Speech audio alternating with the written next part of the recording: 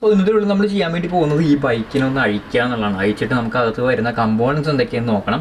അപ്പോൾ full video ഞാൻ ഇടുന്നില്ല, അഴിക്കുന്നതിൻ്റെ കാര്യം എനിക്കും അറിയാൻ പാടില്ല. അപ്പോൾ ഒരുപാട് ടൈം എടുക്കും. അപ്പോൾ ആദ്യമേ തന്നെ നമ്മൾ ചെയ്തതെന്ന് വെച്ചാൽ നമ്മുടെ റൈഡറിന് ഊരി എടുത്തു. അതിനുവേണ്ടി ചെയ്യേണ്ടതെന്ന് വെച്ച് കഴിഞ്ഞാൽ ഈ ഒരു ഗാർഡ് ഉണ്ട്, ഈ രണ്ട് ഗാർഡിലാണ് ലെഗ് ഇരുന്ന് വെച്ചത്. അപ്പോൾ ഇത് രണ്ടും നമ്മൾ ഊരിയിട്ടുണ്ട് രണ്ട് സൈഡിൽ നിന്നും.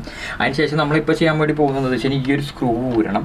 അതുപോലെ തന്നെ ഇവിടെ ഒരു പിന്ന് കണ്ടോ, ഈ പിന്ന് ഊരി കഴിഞ്ഞിട്ടാണ് ഈ ഒരു പാട്ട് കണ്ടോ, ഈ പൊക്കത്തുള്ള ഈ ഒരു പാട്ട് ഊരിപ്പോരും. അത് കഴിയുമ്പോൾ നമുക്ക് ഓരോന്നായിട്ട് അഴിക്കാം.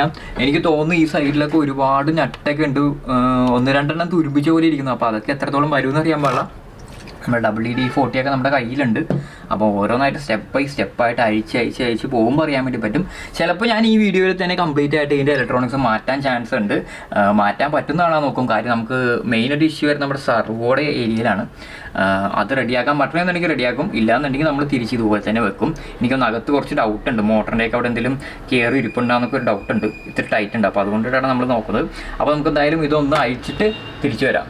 ഓക്കെ, അപ്പോൾ ഇതാണ് നമ്മുടെ ബൈക്കിൻ്റെ അവസ്ഥ എന്ന് പറഞ്ഞിട്ടുണ്ടെങ്കിൽ നിങ്ങൾക്ക് കണ്ടതിന് അറിയാൻ പറ്റും. കംപ്ലീറ്റ്ലി നമ്മൾ ഫുള്ളായിട്ട് അഴിച്ചെടുത്തിട്ടുണ്ട്. ഇതൊക്കെ തിരിച്ച് വെക്കാൻ പറ്റുമെന്ന് അറിയാൻ പാടില്ല. ഞാൻ എന്തായാലും നമ്മുടെ ഇലക്ട്രോണിക്സ് മാറ്റാമെന്ന് തന്നെ തീരുമാനിച്ചു. ഇതായിരുന്നു നമ്മുടെ സ്റ്റോക്ക് ഇലക്ട്രോണിക്സ്. സ്റ്റിയറിങ്ങിന് വേണ്ടി ഉപയോഗിച്ചിരുന്ന ഇതായിരുന്നു. സർവോ മോഡൽ പോലെ തന്നെയാണ്, പക്ഷേ സർവോ അല്ല ഇത്. ഓക്കെ, ഒരൊറ്റ ചെറുതായിട്ട് തിരിച്ചാലും ഫുള്ളായിട്ട് തിരിയും. അപ്പോൾ അതുകൊണ്ട് നമ്മൾ ആ ഇലക്ട്രോണിക്സ് ഫുള്ള് മാറ്റാമെന്ന് വിചാരിച്ചു.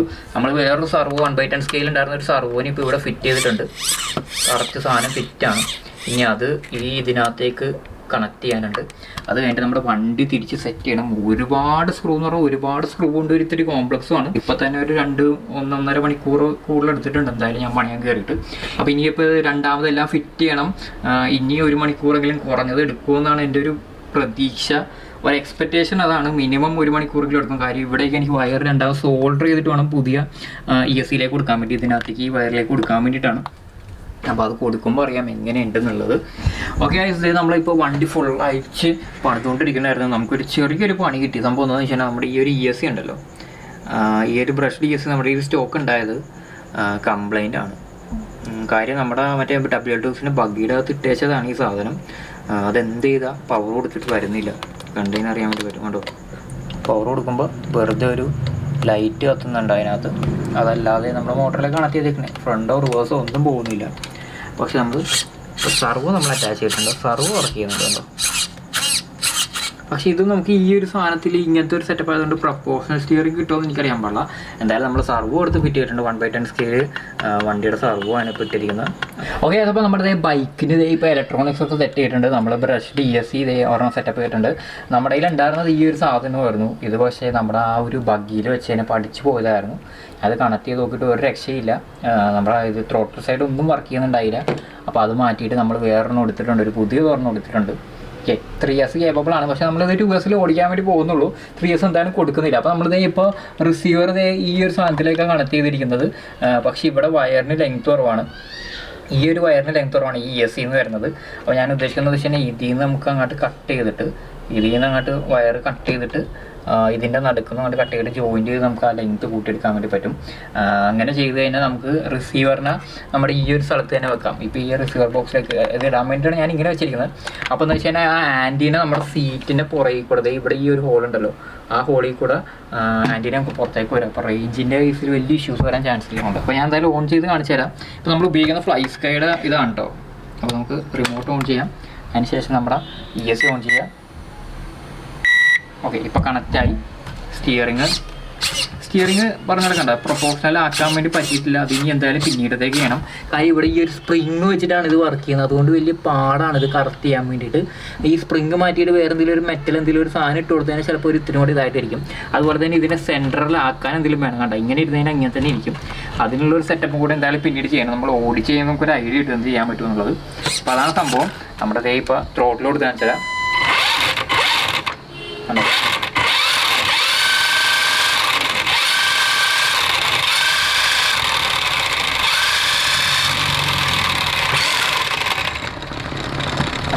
ഇപ്പോൾ നമ്മുടെ ഫ്രീ വീല് കിടന്ന് കറങ്ങുന്നതാണ്.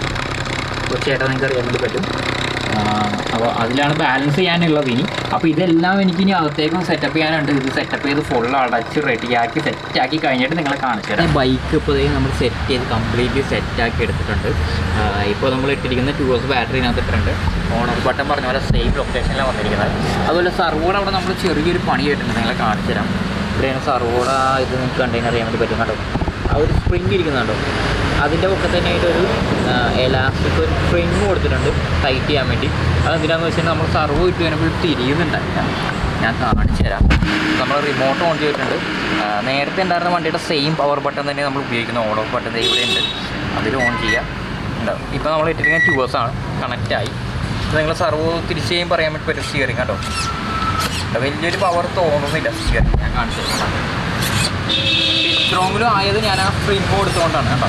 ഒന്ന് ഓടിക്കഴിഞ്ഞപ്പോൾ സാധനം കുഴപ്പമില്ലാണ്ട് തിരിയുന്നുണ്ട്. പക്ഷേ ഇത് പ്രൊപ്പോർഷണൽ അല്ല, ഒരു പരിധി വരെ നമുക്ക് കണ്ട പ്രൊപ്പോർഷണലായിട്ട് ഒന്ന് കൺട്രോൾ ചെയ്യാൻ വേണ്ടി പറ്റും. ഫുള്ള് തിരിച്ചാൽ ഫുള്ള് തിരിക്കും. പ്രൊപ്പോർഷണൽ എന്ന് പറഞ്ഞാൽ ഇങ്ങനെയാണ്. അതുപോലെ തന്നെ ഇത് നേരെ ആവില്ല കേട്ടോ. അപ്പോൾ നമുക്കൊരു പരിധി വരെ നമുക്ക് ഇതാക്കാൻ വേണ്ടി പറ്റും. ഇപ്പോൾ വണ്ടി ഓടിക്കാൻ വേണ്ടി പോകണം. അപ്പോൾ ഓടിക്കണമെന്നുണ്ടെങ്കിൽ അത് തന്നെ നമ്മൾ നേരെ പിടിക്കണം ഈ വക വണ്ടികളെല്ലാം. കാര്യം 2 വീലായതുകൊണ്ട് ഇത്തിരി പണിയാണ്. അപ്പോൾ നമ്മളിങ്ങനെ നേരെ പിടിച്ചിട്ട് ത്രോട്ടിൽ നമ്മൾ ചെറുതായിട്ട് കൊടുത്തിട്ടും വേണം വിടാൻ വേണ്ടിയിട്ട്. അതായത് ആ ഒരു ഫ്ലോയിൽ വിട്ടാൽ അത് നേരെ നിൽക്കുള്ളൂ. ഒന്ന് ട്രൈ ചെയ്ത് നോക്കാം. അതുപോലെ തന്നെ മിക്കവാറും നേരെ എന്നാൽ മതിലിടിക്കാനുള്ള ചാൻസ് കൂടുതലാണ്. കാര്യം ഒരുപാട് ഇത് തിരിയാൻ ഒരിത്തിരി പണിയാണ്. നമ്മുടെ ഇപ്പോഴത്തെ വണ്ടികൾ പോലെയല്ല, തിരിയാൻ ഒരിത്തിരി പണിയാണ്. നല്ല പണിയെന്ന് പറഞ്ഞാൽ നല്ല പണിയാണ്. അത്യാവശ്യം നല്ലൊരു ഏരിയ വേണം തിരിയണമെന്നുണ്ടെങ്കിൽ. നമുക്ക് എന്തായാലും നോക്കാം. Okay, ready, 1 2 3.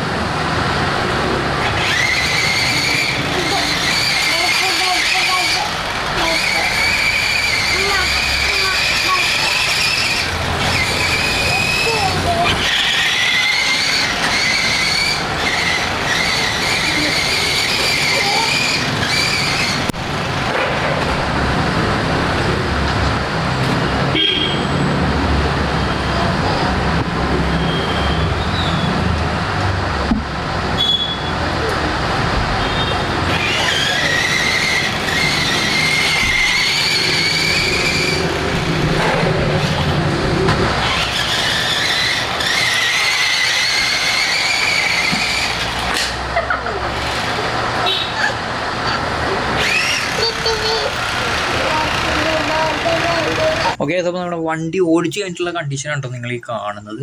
വലിയ ഇഷ്യൂസ് ഒന്നും വന്നില്ല. നമ്മൾ ഇവിടേക്ക് ടേപ്പ് ഒട്ടിച്ചിട്ടുണ്ടായി. അപ്പോൾ അതുകൊണ്ട് നമുക്ക് വലിയ ഡാമേജുകളൊന്നും വരാതെ രക്ഷപ്പെട്ടിട്ടുണ്ടായിരുന്നു. വണ്ടി ഓടിക്കാൻ നമ്മൾ ടേപ്പ് ഒട്ടിച്ചാണ്, അതുകൊണ്ട് എസ്കേപ്പായി. നമ്മൾ ഈ സൈഡിൽ ഒട്ടിച്ചിട്ടുണ്ടായി, അതുകൊണ്ട് വലിയ പ്രശ്നങ്ങളൊന്നും വന്നില്ല. ഒരുപാട് നല്ല ഇടികൾ ഇടിച്ചു, ഗേറ്റിൻ്റെ അവിടെ പോയി ഇടിച്ചു, എൻ്റെ കാലിനിട്ട് ഇടിച്ചു, അങ്ങനെ കുറച്ച് ഇടികളൊക്കെ കിട്ടി. എന്നാലും വലിയ ഇഷ്യൂസ് ഒന്നും കാണുന്നില്ല. വണ്ടി ഇപ്പോഴും വർക്കിംഗ് ആണ്.